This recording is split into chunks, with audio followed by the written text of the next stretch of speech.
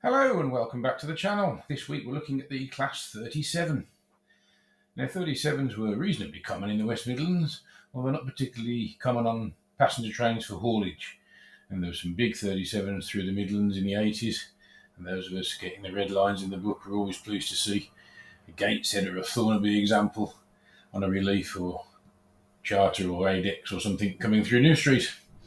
And my tale this week relates to just one of those things, Saga trains. Now, Saga trains were the Saga Holidays Company, which I think we all used to laugh at and call send all grannies away. But Saga was a holiday company and chartered holiday trains to take pensioners from the west of England back up north. They'd have a crew change at New Street. They were very much not a public service and very difficult for bashers to get on board. Luckily, I knew one of the trolley guys on Travellers Fair at Birmingham New Street, lovely chap by the name of Vince. On more than one occasion, I managed to get a 37, a rare one at that, from Birmingham to Derby by being his unofficial assistant, and the guard would wave us on, not knowing any difference. Indeed, I do recall on one occasion we managed to smuggle on about 6 other cranks onto the train as well. They often used to be 12 Mark 1s, and only half the train would actually be occupied. I even had my trousers repaired by an old lady on one of those ones when I managed to split my trousers while helping the trolley guy. So yes, happy memories of 37s through New Street. Anyway, hope you enjoy the video. Do like, share and subscribe, and I'll see you in the next one. It is a sound that once echoed across Britain, a deep growl rising to a roar, heard in valleys, on viaducts, and across windswept moorland.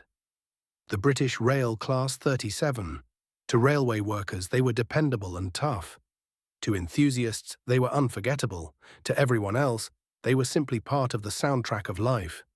Built in an age of optimism, the 37s outlived nearly every other first-generation diesel. From hauling coal and steel to climbing Highland passes to hauling nuclear trains in the modern era, the 37s were everywhere. They were workhorses, and they became legends. This is their story.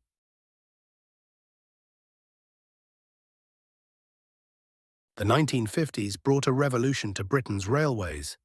Steam, once king, was becoming outdated. Dirty, labor-intensive, and increasingly uneconomical, it could not compete with road transport or modern air travel. In 1955, British Rail unveiled the Modernisation Plan, a blueprint to replace steam with a new generation of diesel and electric traction. But the plan had problems. There was no single unified design. Instead, multiple manufacturers supplied dozens of experimental types. Many proved underpowered, unreliable, or simply ill-suited to Britain's railways. Amid the chaos, one manufacturer stood out: English Electric. Already known for building powerful diesel locomotives for export, English Electric had the experience to deliver. In 1960, the first of a new class rolled off the production line at Vulcan Foundry near Newton-le-Willows. Designated Type 3 and later renumbered as the Class 37, it carried a distinctive look: a long body with sloping noses, 2 driving cabs, and a single roof-mounted fan. Inside was the beating heart of the 37. The English Electric 12 CSVT engine, a turbocharged V12 producing 1,750 horsepower. Rugged, simple, and powerful. Between 1960 and 1965, 309 locomotives were built at Vulcan Foundry and Robert Stephenson and Hawthorns in Darlington. It was one of the largest single orders of diesels in British history. No one then knew it, but this fleet would outlast nearly every one of its contemporaries and become icons of the diesel age. From their first days in service, the 37s proved their worth. Allocated across every British rail region, they worked heavy freights, secondary passenger trains, and even named expresses. On the eastern region, they hauled holiday trains from London to East Anglia, speeding families to the seaside at Great Yarmouth. In Scotland, they were put to work on everything from the far North Line to the West Highland, where their power and reliability soon became invaluable. And in South Wales, they became the backbone of the coal industry, hauling endless rakes of loaded wagons from collieries to ports and power stations. Crews quickly noticed something unique. The distinctive sound of the 12 CSVT engine was like no other, a deep rumble at idle, rising to a fierce growl under load. It was loud, raw, and mechanical. It was alive. As the 1970s began, the picture was mixed for British Rail's first-generation diesels. Many classes built in small numbers, such as the Class 17 Clayton or the Class 23 Baby Deltics, were already withdrawn, scrapped after just a few years. But the 37s endured. They were rugged, easy to maintain, and versatile. Their weight gave them excellent adhesion, and their engine, though noisy, was dependable.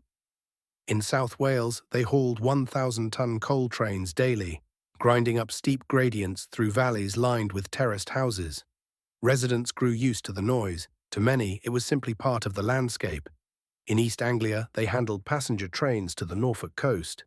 In Scotland, they became lifelines, powering through snow and rain on remote lines that challenged even the hardiest locomotives. By the mid-1970s, the Class 37 was no longer just another diesel. It was a backbone of British rail. The 1980s brought major change. British Rail reorganised into business sectors: intercity, rail freight, and regional railways. Each required locomotives tailored to its needs. The Class 37s adapted.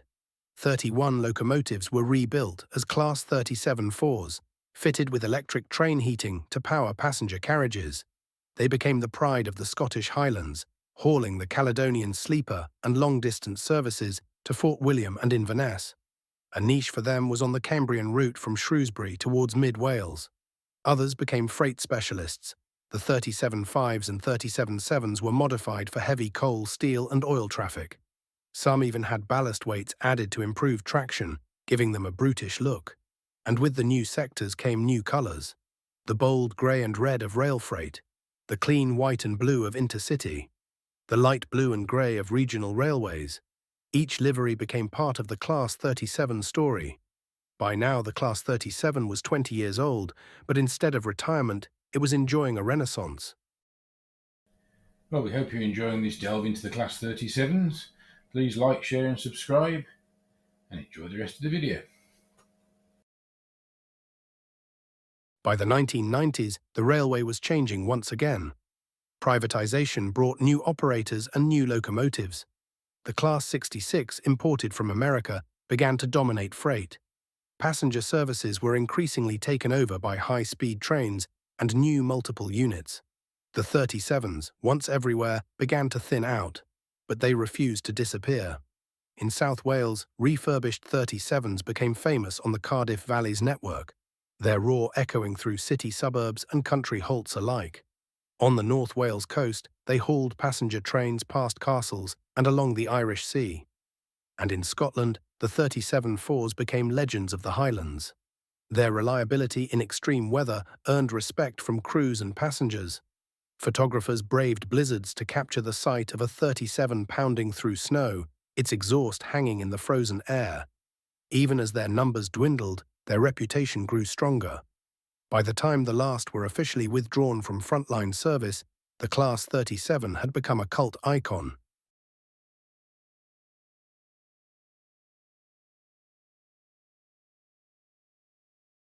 As withdrawal began, enthusiasts and preservation groups moved quickly. Many locomotives were saved straight from British Rail, purchased by societies, individuals, and heritage railways. Today, more than 70 Class 37s survive, one of the highest survival rates of any diesel class. On heritage railways, they are stars. At diesel galas, the sound of a 37 at full power shakes the ground and draws huge crowds. For younger fans, they are a link to the past. For older generations, they are memories come to life. Preservation also allowed variety to shine. Locomotives appear in every livery from their history: green with small yellow panels, corporate BR blue, rail freight grey, regional railways, and more. Each tells a different chapter of the 37 story. Remarkably, the Class 37 is not just a museum piece. Even into the 21st century, many remained in frontline service, a feat almost unimaginable when they first rolled out in the early 1960s. Direct rail services, DRS, became their most faithful guardian, maintaining a large fleet and finding them indispensable for a wide range of duties. These included hauling nuclear flask trains with an authority that reassured those who watched them thunder past, as well as covering passenger services in East Anglia, the north of England, and even across the scenic Welsh coast. On top of that, they could be found working charter services, giving enthusiasts the chance to relive the golden roar of the EE Type 3. Their reliability also made them valuable to Network Rail, where they were often seen hauling infrastructure and test trains. Paired with distinctive yellow coaches, bristling with measurement equipment, they provided vital data that kept Britain's railway network running safely and smoothly.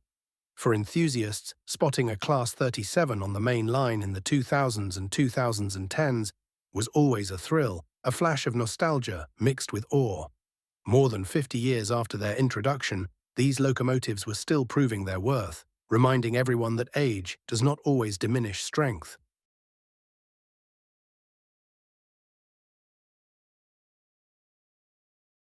The Class 37 has outlived almost every other first-generation diesel, cementing its place as one of the most enduring locomotives in British history. More than 60 years since the first rolled off the line, they remain in regular service, in preservation, and in the collective memory of generations. They were never the most powerful. They were never the fastest. But they were always dependable. They could be found on express passenger duties one day, hauling heavy freight the next, and trundling down remote branch lines the day after that. Their versatility made them the true workhorses of the British rail network. To some, they were just machines, another cog in the industrial machine of post-war Britain. But to countless others, they were something more. They were the soundtrack of childhood spent near the tracks, the reassuring sight that marked the beginning of holidays, or the steady rumble outside the window on the daily commute. For railwaymen, they were trusted companions, loved for their character and respected for their toughness. The Class 37's legacy is not just about locomotives, it is about the people who drove them, the communities they connected, and the railways they kept alive. It is a story of resilience, adaptability, and endurance, qualities that have allowed them to outlast an entire generation of British rail traction.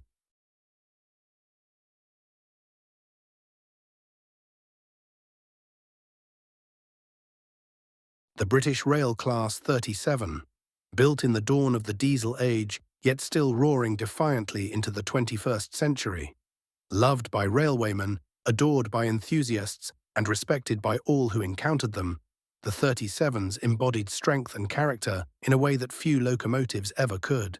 They were tough, unpretentious, and utterly unforgettable. Their story is still being written. On heritage railways, where they carry future generations into the past, and on the main line where, against all odds, some still earn their keep. The 37s, more than just locomotives, they are living legends. And their sound, that unmistakable growl, will echo across Britain's railways for many years to come.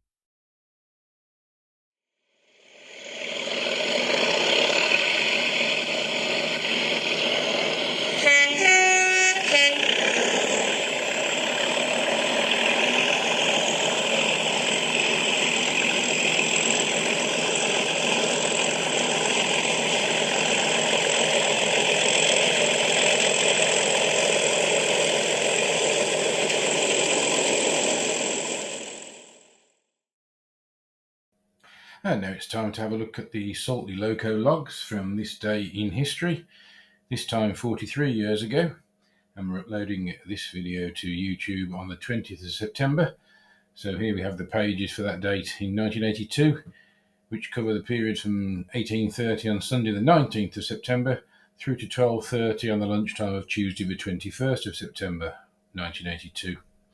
Just two 37s on the pages making an appearance, both on the Monday, with 37259 dropping onto the shed from 6V14 at 14:20 and 37144 coming on in the evening at 20:05 off 4Z68. Well, I hope you enjoyed perusing those logs.